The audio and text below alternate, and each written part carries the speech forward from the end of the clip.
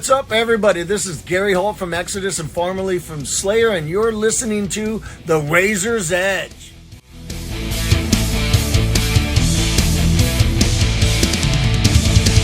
Welcome back to The Razor's Edge, where today we have Rick McMurray of Ash. Rick, welcome. Hello, how you doing? I'm good, thank you. Yourself? Good, yeah. Busy. We're getting ready to release that new album, so it's ramping up now. But yeah, good to be busy. Exciting times, yeah. So, thank you for having me on. Excellent, thank you. So before we talk about all things Ash and the new album, I wanted to jump back in time. What first drew you to music, and specifically becoming a drummer? That's a good question, actually. Yeah, let me rewind a few years. I think I'd have to give credit to Iron Maiden. Actually, I think when I was a kid, I remember my brother came home with like Live After Death vinyl, and that was kind of the first band I'd really sort of like fallen. Well, actually, the first bands I fell in love with were thanks to a babysitter, who was like she had like a mod boyfriend who had like a Vespa and all that, and like trench coat covered all the badges, and I remember her like playing me all this like Who and Kinks stuff, and I was like, "Wow, this is completely different from anything I've ever heard on Top of the Pops," and it really kind of grabbed me. But I guess in terms of my development, seeing that Live After Death cover as like a probably 9 or 10 year old kid, I think was just kind of mind blowing listening to it. I remember I think shortly after that, I think I started playing guitar first actually. But I do remember I got the VHS of Live After Death, and I remember at one point saying to my brother, "What do you think the easiest job in a band would be?" And he was like, "Probably drummer." And I guess that was probably that was the seed planted. But I played guitar for a few years, and then I think it sort of occurred to me that like everyone played guitar and no one played drums, and if you wanted to have a band, you kind of need a drummer. So I kind of like I remember sort of just leaping in that about age 13 or something like that. And I think I just like bought a pair of sticks and was sort of battering pillows in my bed. And I think my parents eventually took pity on me and were like, right, he's just going to like spend his teenage years in here, so we might as well get him a drum kit. So little did they know. So looking back all those years, how did the three of you first come together to form Ash? Well, I think with Tim and Mark, I think when Mark sort of moved, he lived in a different area. I think he moved to our area when he was about 11 years old. And again, it's a Maiden connection. Tim and Mark bonded over like Mark's Iron Maiden back patch. Yeah. And I think at that point they were just like, right, we should start a band.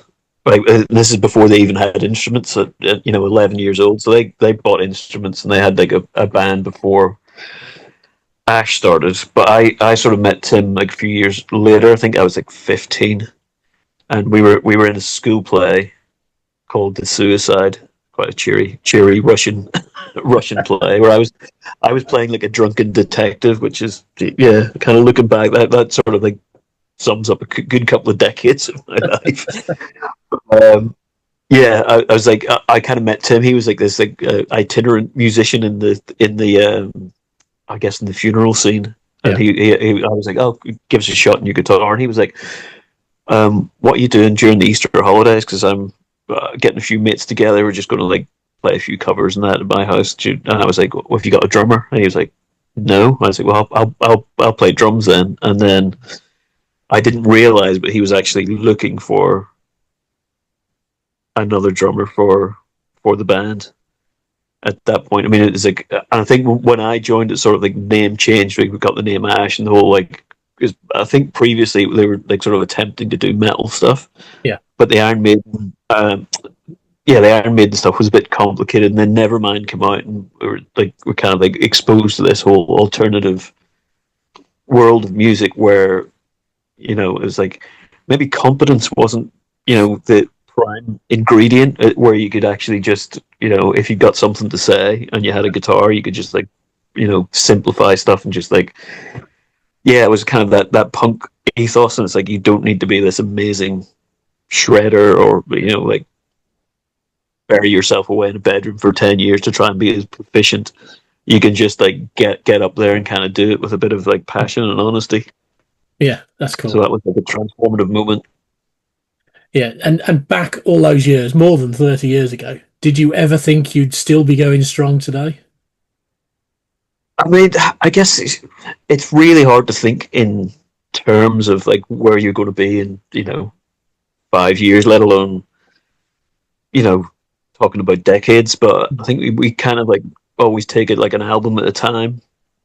Um, But having said that, I think I remember when we first signed our deal. I remember like our manager saying to us, like, it's like you can sign a massive deal for megabucks if that's what you want to do. I can go out and find you that sort of deal. But he was like, if you want to make a career of it, we can sign like a small deal. There's less pressure in the band. You can build it up, Yeah, and stuff. And that's what we wanted to go for. So yeah, it was never about sort of like let's just make a load of money and then disappear into the sunset. And I guess that that seed was planted quite at quite an early stage for us. yeah, So yeah, while you can't think in terms of like what am I going to be doing at 50 years old or whatever, it's longevity's always been part of the plan, I guess. yeah, absolutely. And yeah, it's potentially a better way to go rather than big bang and then fade away after a few years. It's that builds that Yeah. lasting I career. mean, we've seen it happen to like other bands and our labels and over the years, and it's like if that's what you want to do, fine. But I think we got some like pretty solid advice Yeah, in the absolutely. early days there, and it's kind of like stood us in good stead. We actually played a festival last month, and it was like Mannix, Charlatans, and ourselves. Mm. I was like, hang on, it's like three bands from sort of like late '80s, early '90s that have never split up, Yeah, and that's kind of a rarity these days. It was like kind of there was a bit of sort of team solidarity that day. It was like, yeah, like, we've not done the split up to reform to do the yeah, the big it's almost like that's a career move for some people, but it's like it just feel weird. yeah. No, absolutely. So back to the present day then. In a few weeks, on October the 3rd, you're releasing your latest album, Ad Astra, ninth studio album. So how pleased are you with the way it's turned out? Really pleased with it. It's been an interesting process. I mean, we've sort of been in this position for the last, I don't know, like 7 years or so, where we've had like sort of over an album's worth of stuff kicking around. On the previous album, Race of the Night, they were sort of due to not just COVID, but also the record company putting out like sort of best of and stuff like that. We'd sort of amassed this whole body of material, and it was, we could have had an album out probably, quite shortly after Islands, but then the best of happened, and COVID happened, Yeah, and we were like sort of like sitting on all this material. It's like, well, what way do we kind of do this? We've never really been in this position before, but I think it was my idea, sort of like let's make a guitar record, and then let's do something, really kind of like differentiate between this album and what was supposed to be coming next. And it got talked about during the release week as well, with Simon Williams, who was doing a lot of the sort of Q&A stuff mm, at the in stores, where he was like super excited. It's like, gosh, you're going to do this like sort of like experimental, more synthy album next. Now that's not what we've done. I think there was like sort of like a bit of like, once we'd done Race the Night and it had been received so well, it was like, is this too much of a leap yeah, to sort of go from something that's worked really well to doing something that's quite out there? So it's like we're sort of thinking this album could be like maybe a stepping stone to that, but we were quite far through the process of kind of writing and recording before it really took shape, and sort of like. But I think the moment the moment it did take shape was when we got the title of the album, Ad Astra, which has never happened before. I think maybe it was something subconscious with the anniversary of Girl from Mars coming up. yeah, But Ad Astra, if you don't know, means to the stars, which is like a lyrical reference to that. So once we got that title, we sort of had the imagery for the album, and also at that point Tim had come up with the title track as well, which actually the drums had been recorded to that before the song was even written. When we were in the studio, he was like, "I've got this idea for this piece for Fun People, Yeah. which is another song in the album. And it was just, to me, it just felt like it was like it lived in this different world. And I was like, it's a really cool part, but it feels to me like a different song. He was like, okay, let's just record a few bits of drums to it, and just, it was like almost like an afterthought, like recording drums for about 20 minutes with a few different ideas, and then the next thing I know, he's written this song that kind of encapsulates the whole record, and it kind of feels like that was like, okay, we've got this identity, and it's kind of solid. I don't think I've ever really been in that position where we're just like quite as unsure of what we're doing. I mean, probably the last time we had that was like 1977, where it was just, a lot of that was written in the studio as well. But it's like, it's almost like that's, I don't know, counterintuitively sort of like made it really sort of present. And, to me, it feels like almost more of a complete record than the last one. So I don't know. I think people are, I'm super excited about it. It just feels like it's sort of come together like quite sort of like quickly, and feels like really fresh. And yeah, I'm just like super excited to get it out there. Excellent. So as a musician and songwriter, what inspires you to continue to write new music?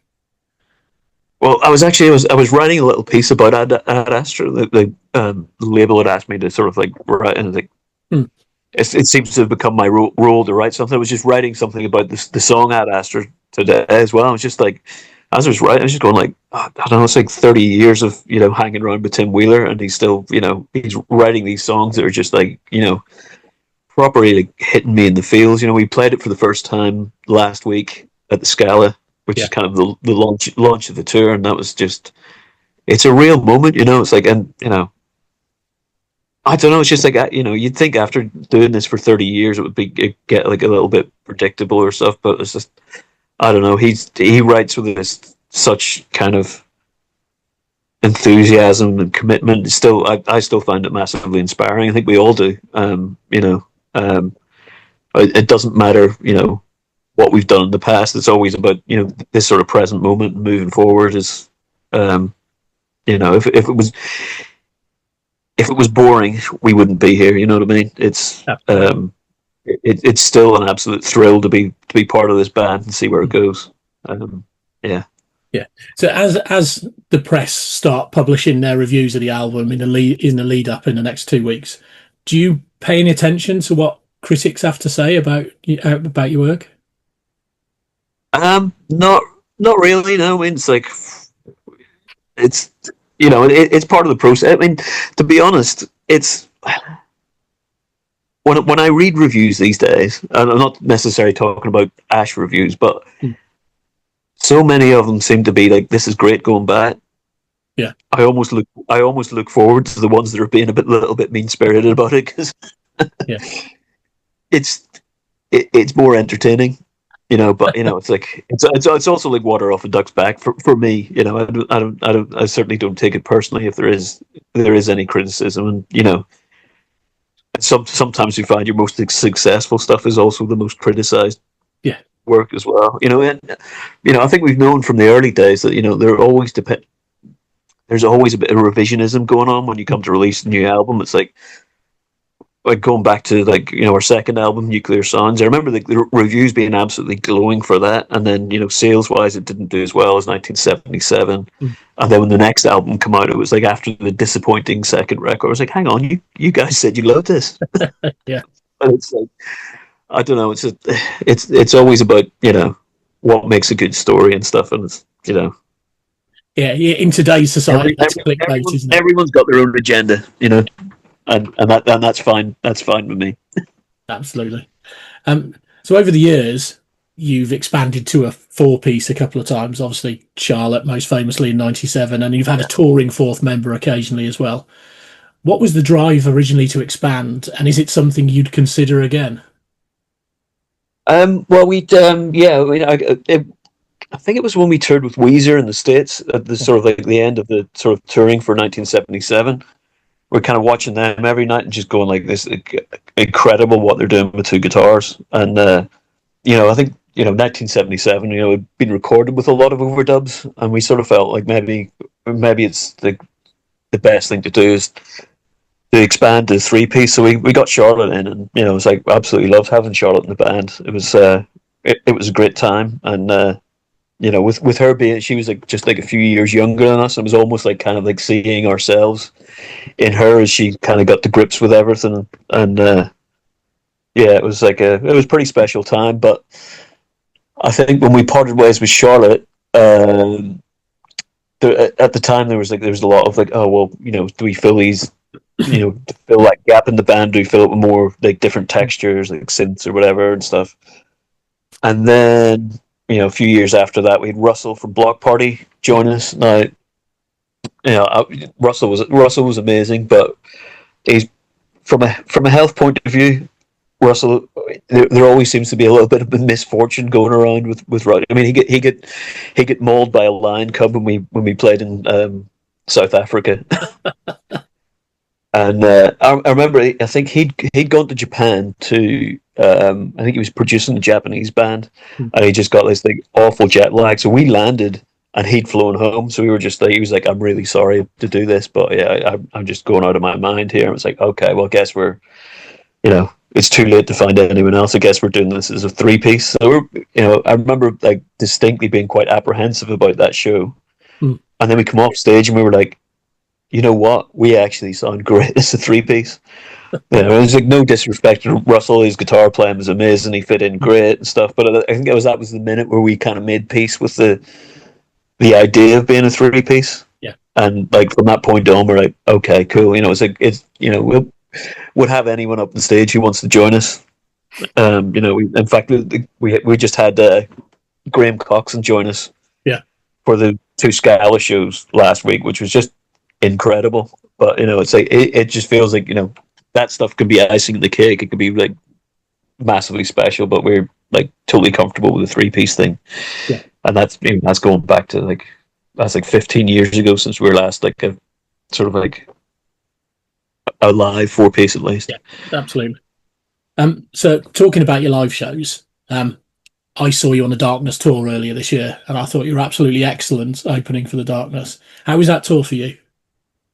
Oh, it was real fun, real fun. I mean, but it's always like it can be a little bit daunting, like going on as a support in one of those tours. In fact, we did support the Darkness like on their arena tour on the Permission to Land album, and that. To be honest, that one was quite hard work. I think we were. I think maybe we had expectations in that weren't sort of that didn't turn into reality. So on this tour, we sort of like, well, it'll be what it will be. No expectations, but we seemed to go down like really well with their fans. It was like, I think pretty much every night it was 95% full. By the time we went on stage, it was full. Certainly by the last couple of songs, and that's not something you can take for granted as well. So it was just that it just felt like a really great tour for us. We really enjoyed it. And, we love those guys. So yeah, and I thought you were excellent. And I'm sure there's younger than us generations of Darkness fans who'd not come across you before and discovered you on those tours. And yeah, I thought it was an excellent. So, it did exactly what we hoped it would do. It did it and more. So yeah, we're very happy with that one. Yeah, for sure. So you mentioned the Scala shows, and through November, December, and even into next February, you're out on the road again. So what can fans expect from your UK tour? Yeah, well, I think for a band that's been, we've gone through like various sort of like different modes of thinking about sort of new albums and stuff, because it's like a band going 30 years. We got a lot of songs that people want to hear, and we sort of in the past we've gone like, well, maybe we shouldn't do too much new stuff. Yeah, but I think over the last couple of albums we've gone, you know what, this is maybe the only time we'll get to play these songs, and I think the fans are kind of on board with that as well. I kind of understand that this new stuff, it's going to be like a one-off experience.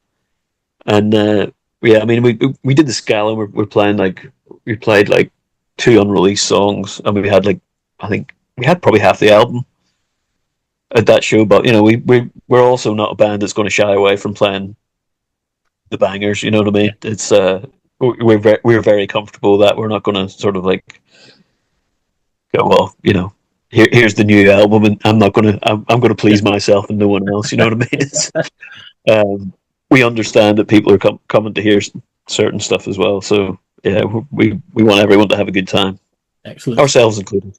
Absolutely, yeah. So if you include the Scala shows, it's a 25-date UK tour, which is pretty rare, that many UK dates in a row.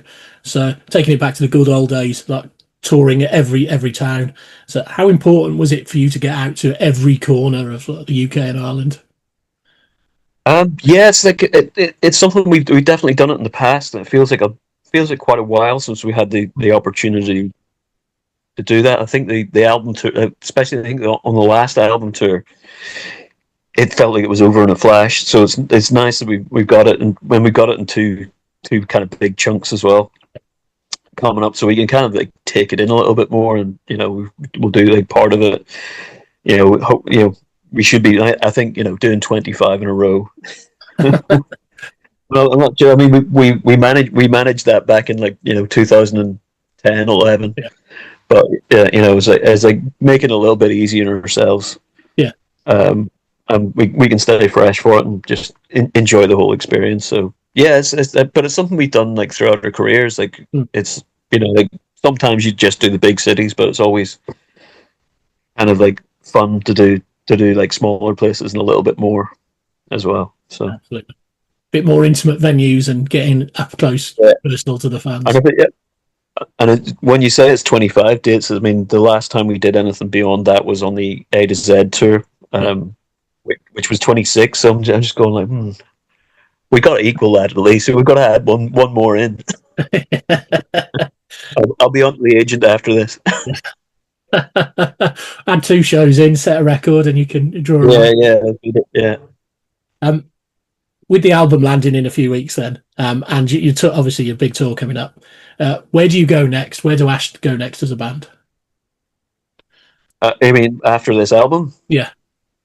Okay. Well, I mean, after what we said in the last album, I'll need to be careful here, but yeah, we're going somewhere different. It feels like the next album will be like the third part of a trilogy with Race the Night, Ad Astra into whatever's coming next. Yeah. There's a lot of songs that are going back quite a while, and we're just we need to get those out. We need to clear the decks, and I think it's like I've the last time I sat down and listened to that collection of songs that are not on this album, there's still a little bit more writing to do, but that one chunk of stuff, I listened to it and going like, that's like the best side of music that we've ever done. So the rest of the material's got a lot to live up to, but yeah, I mean at the same time, no promises that that may have to wait again. It's like after last time, I don't want to jinx it, but hopefully it'll be followed up reasonably soon. I would say, but it's been an exciting sort of good few years, like coming out the other side of COVID. And to be honest, like when we went back to albums after doing the A to Z thing, our whole aim was to get on a roll with albums and get things, releasing stuff at a bit more of a rate, than we had done in the past. And I think there's always been something that's kind of got in the way in between records, but I think we need to at least another two records this decade is the aim. Yeah, well, yeah, you've still got a few years to get those 2 records in the decade. So yeah. So Ad Astra, as we've talked about, is out on October the 3rd, and Rick, I wish you the very best with the album. I've heard the album, and I think it's sounding great. And good luck on the tour as well. All right, thanks so much. Yeah, pleasure talking to you as well. And you, thank you.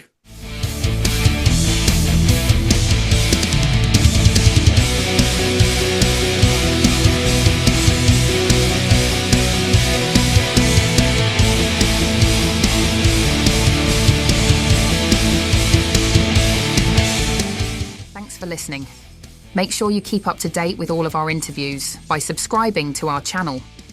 For all the latest news, reviews, interviews, and more, head over to our website, www.therazorsedge.rocks.